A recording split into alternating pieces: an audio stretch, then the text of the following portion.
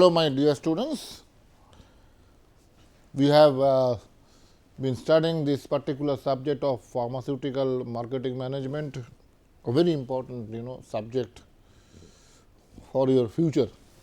The students who will be joining their career as in the marketing individuals, many of you are having a dream of joining the marketing aspects after completing your curriculum. In the previous classes, we have discussed about the various channels of distributions, and in that context, I have taught you about what are the various channels, how to select, what are the advantages, how to overcome this conflict, who are responsible, and as a manager you need to overcome them. Then we discussed about the physical distribution system, how to transfer the goods from the unit of production to the point of distribution or the storage, final to the customer or the retailers, how the item should move on, what are the factors which we need to consider there, which mode we should select. And today we are starting with a little bit different area, which is dealing with the recruitment and selection of professional sales representative.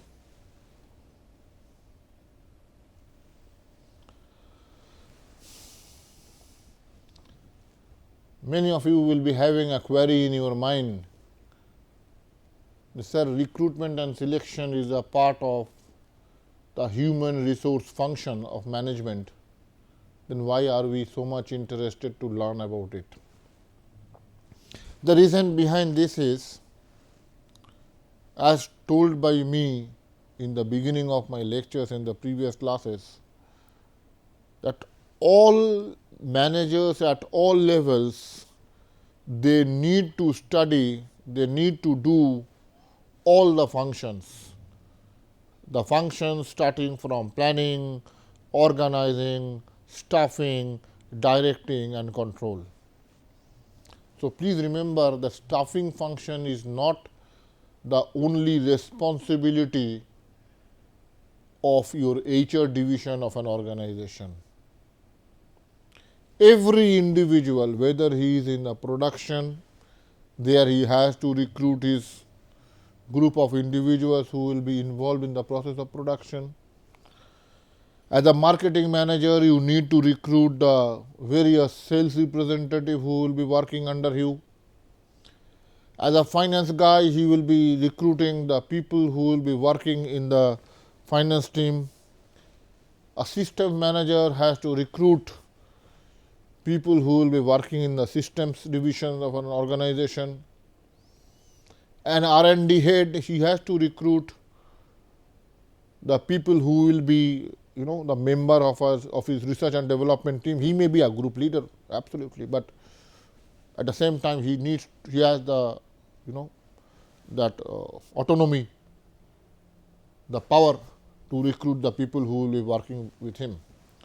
So, exactly in the same way, you as a marketing manager will have to recruit the team who will be supporting you, who are called the professional sales representative, commonly named. I have used the word PSR, P for professional, S for sales and R for representative. Now, before I go into the details, these two terminologies, they are very confusing amongst you. One is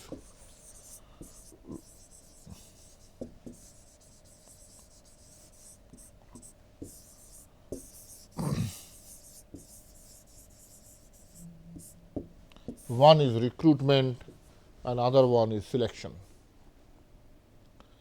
Absolutely a confusing time. Both of you may think, many of us are thinking that they are synonymous. No, obviously they are not.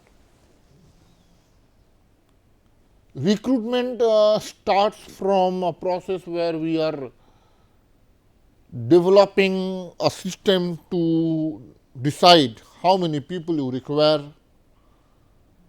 what should be their qualification, what should be their experience,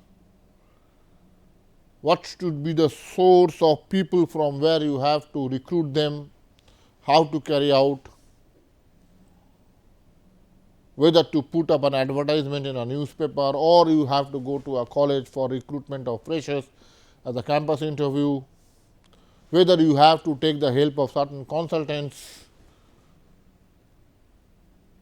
Whatever mode you select, you have to put up an advertisement if you are going for a mass recruitment. Then the people are seeing your advertisement, they are applying, whatever data are coming to you, you need to go for a screening. Up till this is what we are calling as recruitment. The selection process starts from the screening of the applications, conduction of interviews. Sometimes there may be, if the number of people are large, we may have to go for a different techniques, right. There may be an aptitude test, there may be a written test, there may be a group discussion, there may be a technical round. That is a series of rounds taking one after the other just to eliminate. And at the end, the people who are suiting, who are satisfying you, they only will be in a position to join your organization as a PSR. And then sometimes after preparing the final list, you ask them for a medical test, whether they are physically fit to carry out the work, because they have to go from one part to the other on your behalf. They need to go to the doctors, they need to go to the retailers, they may need to go to the customers. So, physical fitness is absolutely necessary. So, we need to carry out what we are calling as the medical examination, and if they are satisfying all the above steps, they are coming to the final steps, what we are calling as the appointment, followed by the induction. So, recruitment and selection comes as receiving the application, screening of application, preliminary interview, written test, final interview, medical examination, appointment and inductions. Now, as I have told you, recruitment, we are first starting with recruitment, then we will follow with selection. Recruitment is, we have to develop, we have to identify the source from where we need to get the applicants. We need to identify the source from where we need to get the applicants. Now, say for example, you are looking for a fresher. So, straight away you can come for a campus placement where you will be getting a large number of freshers at a point of time. But if you are looking for an experienced individual of 5 years, 7 years down the line, there is no need to go for campus, because you will rarely get a experienced individual guy from there. So, depending on your requirement, what you require, your source will vary. It is always not necessary that you will have to hire from outside. It may be from the own organization itself, where you need to just promote. There may be from the organization itself, where you can meet the gap by transferring, that is, transfer within the organization. There may be situations where an employee may recommend his or her friend to your organization, that is by referral. So, all this which I am telling you now, that is within the organization. It may be by the process of transfer, it may be by the process of promotion, and it may be by the process of re-employment of an ex-employee. It may be by the form of referral, that is, one employee referring his friend. So, there are three processes. What are the advantages whenever you are trying to recruit from within the organization? The advantages are the people are motivated. Because if I know that I will be promoted one day to general manager, automatically I will strive hard, I will be loyal to the organization.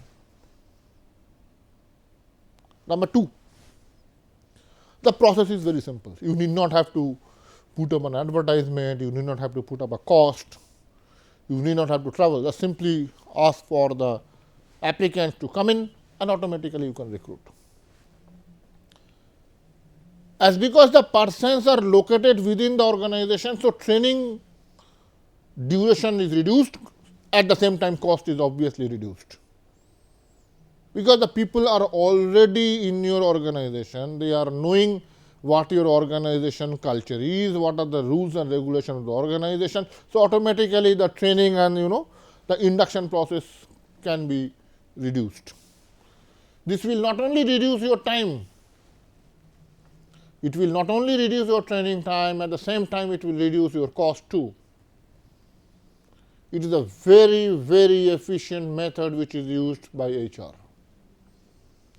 Absolutely a fantastic method used by human resource division to fill up vacancies.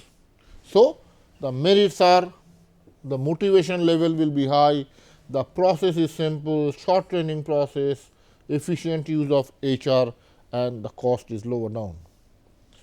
But disadvantage is your choice is very limited.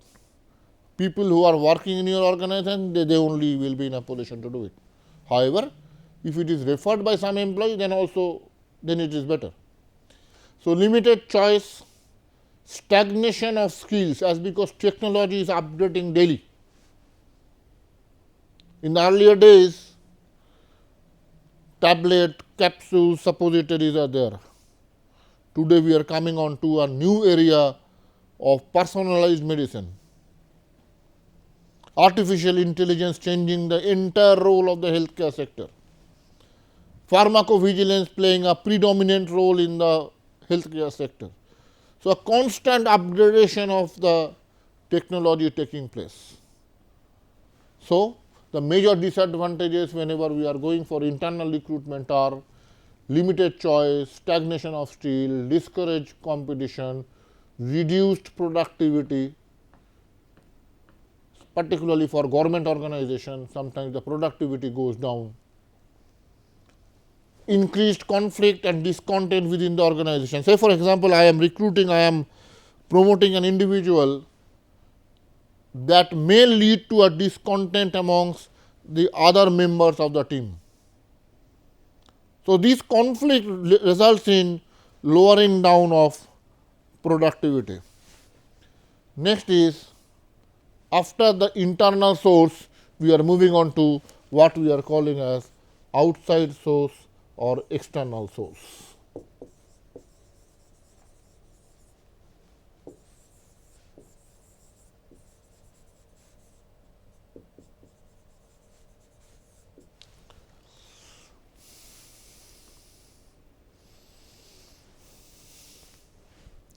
External source of recruitment are through newspaper or advertisement, through employment agencies, through campus recruitment, from other competitors, from unsolicited applications, from recommendation of the existing employees. These are the various sources for external recruitment. Let us see what are the advantages and what are the disadvantages of external sources of recruitment.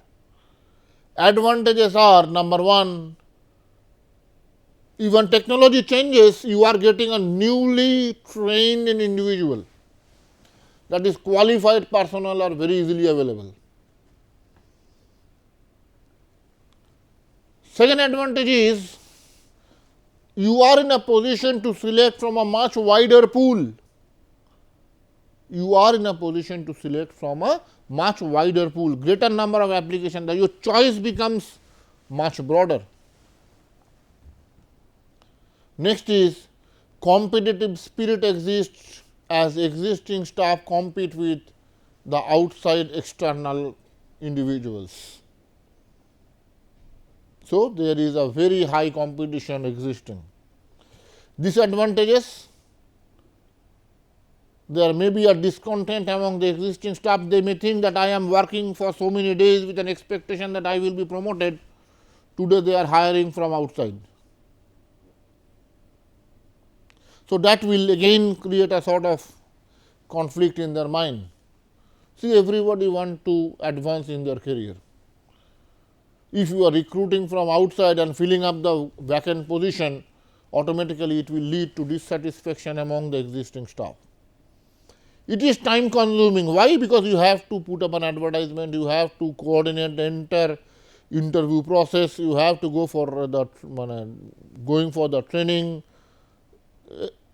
induction, everything you have to carry out. So, it is very time consuming before the people is on board. It is a very costly process, because costs are involved at each individual step. Whenever we are going for advertisement, whenever we are going for training, each and individual steps involve cost. So, it is a very costly process. The next problem is the individual person who is joining is not habituated with the new organization. So, you have to carry out, to overcome this, you have to carry out a proper induction or training. You need to carry out a proper induction or training, just to overcome, just to make him familiar with the rules and regulations which your company has. The various steps: preliminary screening. A large number of candidates, whenever you are putting an advertisement, you are wanting that maximum number of people, let them apply.